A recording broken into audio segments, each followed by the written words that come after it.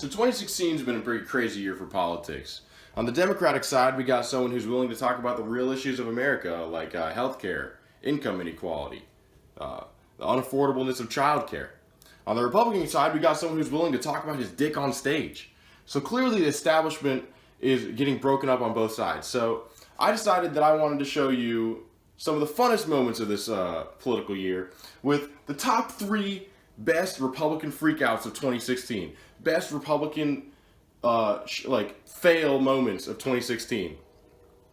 And I know people normally do top 10s, but I'm too much of a lazy stoner to get 10 clips together. And I was going to do top 5, but then I was like, fuck it. These 3 are pretty fucking awesome. So I'm going to start with number 3 and then get to number 1, which is the best Republican fail of 2016. So the time that Marco Rubio repeated himself 4 times. These 4 examples of Marco Rubio saying this talking point are all from the same debate, keep in mind. And let's dispel once and for all with this fiction that Barack Obama doesn't know what he's doing. He knows exactly what he's doing. We are not facing a president that doesn't know what he's doing. He knows what he is doing. So let's dispel with this fiction that Barack Obama doesn't know what he's doing. He knows exactly what he's doing. He just keeps getting sweatier and sweatier and more panicky. Anyone who believes that Barack Obama isn't doing what he's doing on purpose doesn't understand what we're dealing with here. Anyone who believes that Barack Obama isn't doing what he's doing doesn't understand what he's doing. That shit was awesome. Chris Christie just hammered him. And he literally, one of the best moments in that exchange was when he repeated the 30-second speech for the second time that you saw there. And he was looking all shaken and scared already. Because that's just how Marco Rubio is. And then right after he repeated the speech for the second or third time, Chris Christie calls him out. And then when Christie calls him out, Marco Rubio can't do anything but repeat the exact same speech again. And it was just people showed up at his rallies in robot costumes, making fun of him. He got roasted for months because of this, and that was awesome.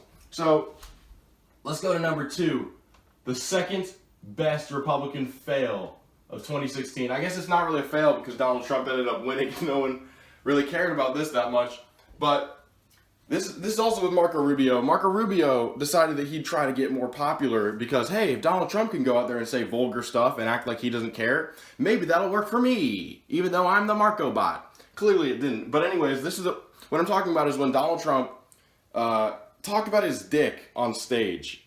He was put in the situation where he had to defend his dick because, like I said, Marco Rubio was trying to be more edgy to try to copy Donald Trump, and he attacked Donald Trump's hand size in a speech that he was giving to at a Marco Rubio rally. I bet that was a party. But he was giving a speech about Donald Trump's hands. The speech wasn't about Donald Trump's hands, but he mentioned Donald Trump's hands and said, "Oh, Donald Trump's hands are small," and then Marco Rubio implied that Donald Trump has a small dick. That's what politics are nowadays. They're talking about each other's dicks. But Donald Trump is about to respond on the debate stage to Marco's accusation, and this is it just stands on its own on why it's one of the best moments of Republican fails in 2016. Let's just watch it. It is so great. There's nothing really more I can say about it to set it up. Let me just remind you again. This is a presidential debate. This is the person who's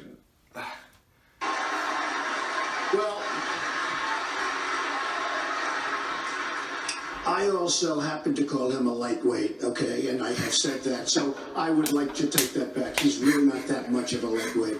And as far as, and I have to say this, he hit my hands. Nobody has ever hit my hands. I've never heard of this one. Look at those hands. Are they small hands? Oh my God. He's like, I have to say this. He's about to talk about his dick. I have to say this. You don't have to say it, Donald. You think you have to say it, and that's why you are known for being such a firebrand.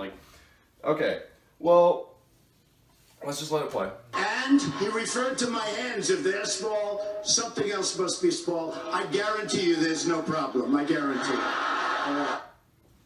Jesus Christ.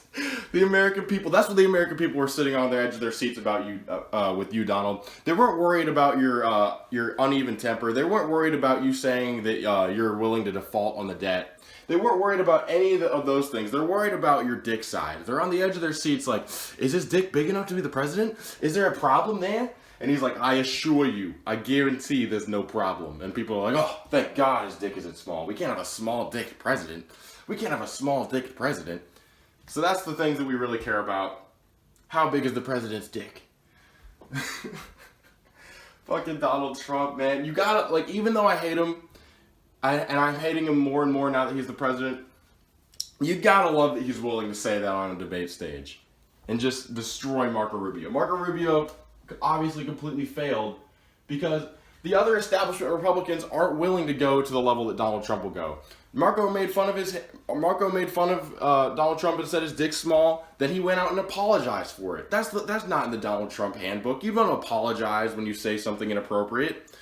So, Marco, you're just a failure all around, and it sucks that you're still a senator. You should have just dropped out of politics like you were thinking about doing when you got dismantled by this man.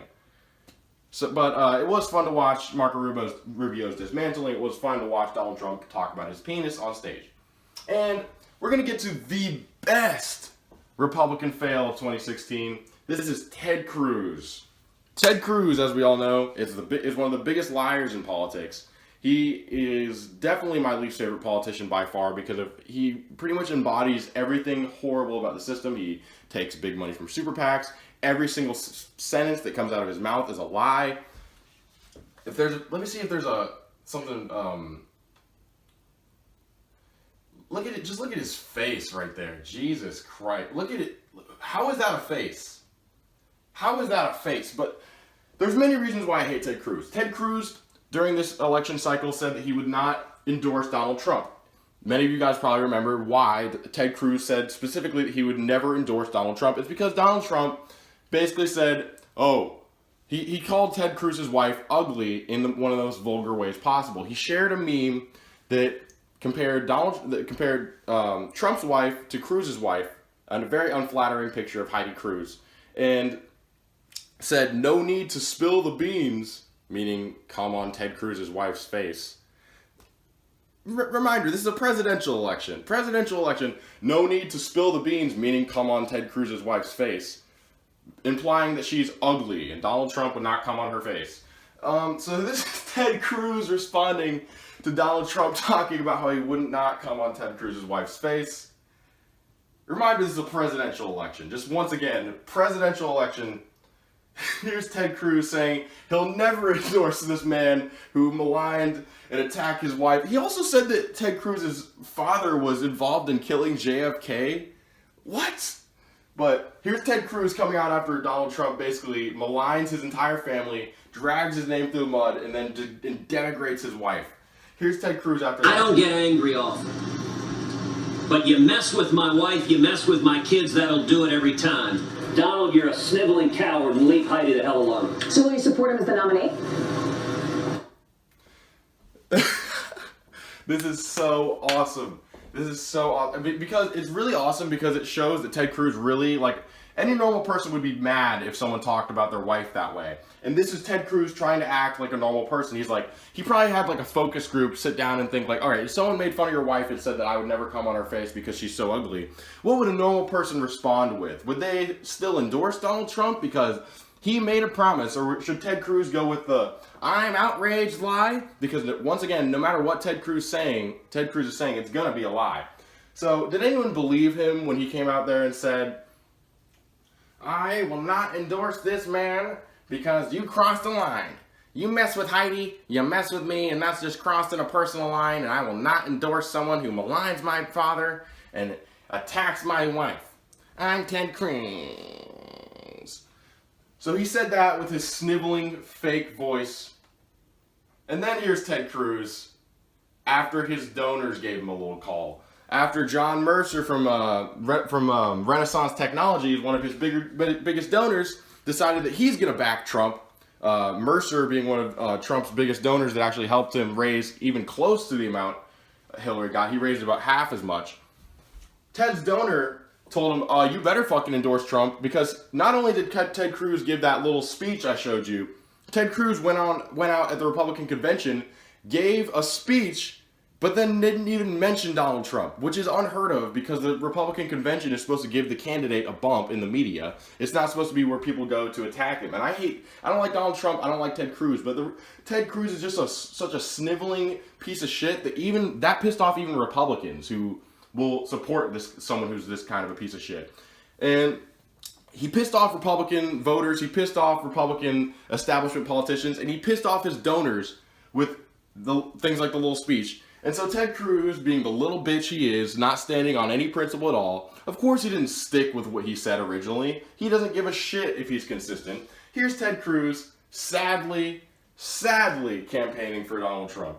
The saddest video and the best fail of 2016 from a Republican is right here.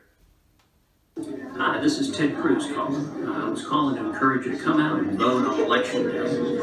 This election is critical for the direction of our country, and I urge you to come out and support freedom, the Constitution, and the Bill of Rights. You can vote by absentee ballot, and if you need help getting... Oh my God, Ted Cruz. Hi, this is Ted Cruz, and I'm going to call you today to let you know that I want you to vote for the person who said that he would not come on my wife because she's too ugly. He thinks she's too ugly, and he said that he would not jack off on her face. And he's running for president. I want to call you and make sure you go out to vote for him. Not only am I going to support him, I'm going to sit down and I'm going to give you a little call. Make sure you go out and vote for that guy that threatened to come on my wife's face. I'm Ted Cruz. Jesus, Ted. No principles. Just look at his face, man. That face should just, by itself, should be the biggest fail of 2016. But I think this video is over. I hope you liked it. You guys should like the channel. You guys should subscribe and share the video. I thought it was pretty funny. These fails were pretty cool, and I hope you enjoyed them. I hope you enjoyed Ted Cruz's smug face. Goodbye.